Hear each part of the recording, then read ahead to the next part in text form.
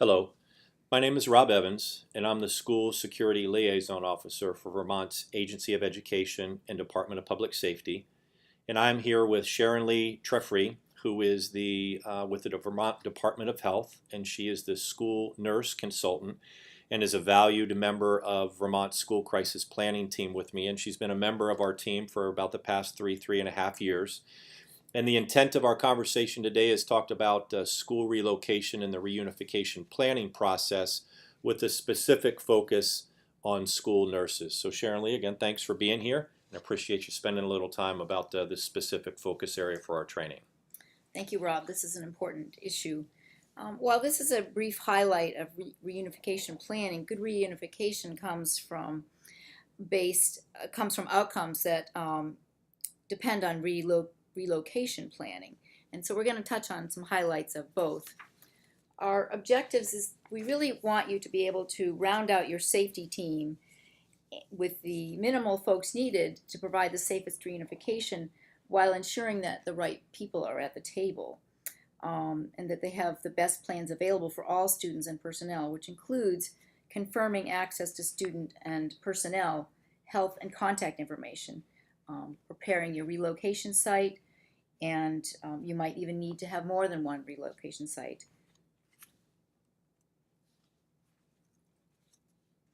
Relocation and reunification planning is a team sport. In addition to the administration and communication team, transportation, EMS, local law enforcement, the safety team needs to include the lead school nurse to help planning so that you can account for every student all the time and for school personnel and their personal contact information in the event of a medical or life-threatening emergency. School nurses can help assess the level of emergency training that school personnel may already have by sending out an annual health update form for the staff. This allows the nurse to be able to keep a hard copy of that information and bring it to a relocation site. The same with students, having an annual health update form that allows the nurse to have an awareness of what the needs of the school community are. It helps knowing you may have a teacher or paraprofessional who has special interests in even sign language or mindfulness, which can help with your emotional first aid at the end, in addition to those folks who have emergency EMS training or serve on their local fire department. The school nurse coordinates plans not only for those injured at the scene, but does advanced planning for those with special health and mobility needs. And before we get to that too far into students with special health needs, the school nurse, as a valued member of that planning team, is really the only health expert in the school. And so it's incumbent upon school nurses to advocate for their role as a standard of care, of nursing care, to help folks realize the importance and the value of them being on that team and to plan around occasional planning meetings that meet with their schedule. When you have an event occurring, the school nurse who's on site during an event is the conduit between the individuals who are injured and who know the family, who know the community, and the EMS or emergency response team. Student and staff accountability really means going beyond that list of names and the roster of names and class schedules. It means knowing who is the primary contact and potential other family members who may be either employed in the school or if a sibling is injured. It helps with the relocation if you are able to track who those others most important loved ones are, especially if somebody gets transported to the emergency department. It also means having name tags and markers at the relocation site, knowing that unfamiliar faces may begin showing up on the scene for security or EMS, but also remembering the importance of the triage process, which involves having colored markers and tape or cards for use when you're really coding for priority emergency needs. Another important resource at the relocation site is Wi-Fi or secure internet, so that electronic health records can be accessed. If the nurse is unable to bring paper records, then having that access is really important. But in any event, having a system that allows the front office to keep the nurse's health contact information current as much as possible, even on a daily basis, because we know the health offices and the front offices deal with a lot of, oh, my phone changed, my address changed, grandma moved in, or I have to go live someplace else. Those are important pieces that really should end up on the annual health update form. And Sharonlee, that's really a conversation also with parents too, because the school nurses may not know when those things may have changed, whether it's a custody issue or contact information changes. It really is incumbent upon the parents to make sure that they are educating and notifying the school nurse when there are changes at home about emergency contact lists and things as well, correct? That's a great message, Rob. I think the important part is that the whole school community recognizes the value of those documents and that information, and getting, just like you take attendance every day, there should be a process, a protocol for getting those important pieces to the front office or to the school nurse. School nurses know their families, they know school personnel, and they know who the students with special needs are. We already mentioned having a list of EMS responders who might already be on staff. A teacher with a student with special needs to know who's going to assist them, and to have a backup plan for a sub for the sub. They want to know what to do so they can help. Before we get too far again into focusing on the special needs, it's important, as I mentioned, to keep that school system across the whole school or even across the local education agency. That annual health update information is really important.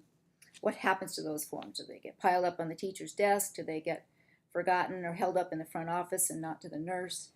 For example, coordinating a response a few years back to an exposure from tuberculosis or even whooping cough or a chemical spill on campus. How do the school personnel coordinate care with those families and with the medical providers? Those forms have important information. I know some schools where students are not allowed to attend any off-campus field trips unless they have a completed form on file that's as up-to-date as they can. This is really a free way to ensure that you're a step ahead in planning. It saves time, it saves money, and it saves lives when kids and staff get the right care at the right time with the right information. So students and personnel with limited mobility need to have support personnel who have practiced and rehearsed the evacuation process, especially if there's special equipment that's needed. Sometimes there's an evacuation chair that's needed and you need to know where to get it, who's going to help. Maybe a student has oxygen or other special equipment. Students and personnel with limited mobility, or even those taking medication for certain health conditions, means that they may be unable to tolerate really almost any sun exposure or even exposure to wind and cold that others of us could normally tolerate. Those with a special sensitivity could really have severe injuries such as frostbite or hypothermia. Students with specific or complex needs like diabetes or needing full personal care, should have their own go bag. Students with asthma, life-threatening allergies, and seizures, for example, should have access to their emergency medication or to the school nurse who has stock medication available in the health office go bag. In schools where there's a large number of students with health needs, the nurse may actually need an assistant to assist them in serving during an emergency. Students with significantly complex needs should have a current emergency medical form on file with the local EMS.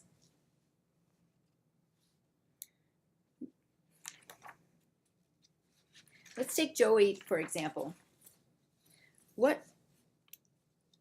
we may see in Vermont as relocation, sometimes maybe taking a very short amount of time, 4 to 5 hours, really all hazard planning means that we have to have the resources to plan for an overnight or longer lockdown or relocation site. We know from our colleagues around the country that the potential does exist for real and totally unexpected events to occur. If we prepare for the Joeys in our school, then chances are we'll be better prepared for everyone. What else might Joey need to keep him safe? What are the risks for him specifically because he's a sitter and not walking? He's at risk for fractures, He might need oxygen, toileting. He might be at risk for skin lesions if he sits for hours. The medications might mean that he is severely injured by the sun. Maybe he needs a battery or a manual wheelchair in case the battery in the electric chair dies. Somebody's going to have to help transport that student. Where are those things stored? Does he take food and water by mouth? Maybe he has to have it through something called a gastrostomy tube. Where are the parts for that? His go bag should have the spare parts for that. What's in his wallet? Who will know him or advocate for him if he's transported to the emergency department? Having an emergency form specific to children with special health needs, and that's online. You can find that easily by Googling emergency form for children with special health needs. You can fill it out and print it off without saving it online so that it is secure. And Sharonlee, these types of mobility issues, these are ones that we know about, but we may be presented with ones that just show up today, or somebody breaks a leg skiing and they present that following Monday. We need to make sure that not only the ones that we know about, but the ones that we may not know about, that we've got the resources and the same planning process, like you said, for the long-term types of disability issues would be in place for those that are short-term too. If we're doing it for the long-term ones, chances are we're doing it for the short-term ones, or need to do it for the short-term ones as well, right? So that would be like having an extra wheelchair in the health office, having extra set of crutches, having a stretcher if needed. You could have a staff person that goes down because they're a little nervous, or maybe they slip on the way outside. You've still got to keep the process moving forward, and knowing where that equipment is, and having your safety team know where that equipment is, or your designee, so that the days that you're not there, they will know how to access that. And Sharonlee, you mentioned also that school nurses should be the conduit between local EMS providers, so that in that planning process, if there are specific situations that may present operational challenges, those are pre-planning types of conversations we potentially can be having with EMS providers, that if and when this thing does take place, not the specific medical things, but the specific things we may want to be concerned about for transportation challenges, or what do we do when we get batteries, that kind of thing. All the things you talked about, those could be shared with EMS providers as well in that pre-planning process. And that's where having those drills with your EMS folks, the nurse can set up a meeting with school administration and the local EMS and fire and law enforcement, for example. Maybe you have some specific drug issues in your community and that are known in your school. Or known in your high school, for example, and having some pre-planning conversations will help you identify what the resources are that you might need. So to wrap this up, you want to be prepared for triaging and for communications. You want to be able to reach the lead school nurse every day, all day, so that you can help connect the dots. And I guess I'm speaking to administrators in that sentence. But that means setting up a system so that if a school has a need, they know who to contact to help them in that situation. Organize your relocation and reunification sites to allow space for those who are injured, for triage care, and for grieving. Having electronic access, if possible, and of course, hard copy backup. Be able to identify folks with name tags, and just do the planning in advance in your relocation site, and that'll help make your reunification go a lot more smoothly. I want to thank you for this opportunity, and to remind you that there's some resources that you can access here online. These are linked: the Vermont School Crisis Guide, the Vermont Standards of Practice School Health Services Manual, and CDC has resources on child EMS preparation, and there is the guide on the FEMA site for high quality school operations planning. And Sharonlee, again, if folks need to reach out about school nurse specific things, your name and contact information is on the School Safety Center's website, and I'm assuming it's okay if they contact you directly with any specific Absolutely. questions Yep. that they've got about this. So School nurses and administrators. great. Sharonlee, thanks so much for being here. Again, important topic that sometimes is forgotten in the planning process about what a integral and important part that school nurses play in our crisis response and emergency preparedness efforts. So appreciate you taking the time to be with us today.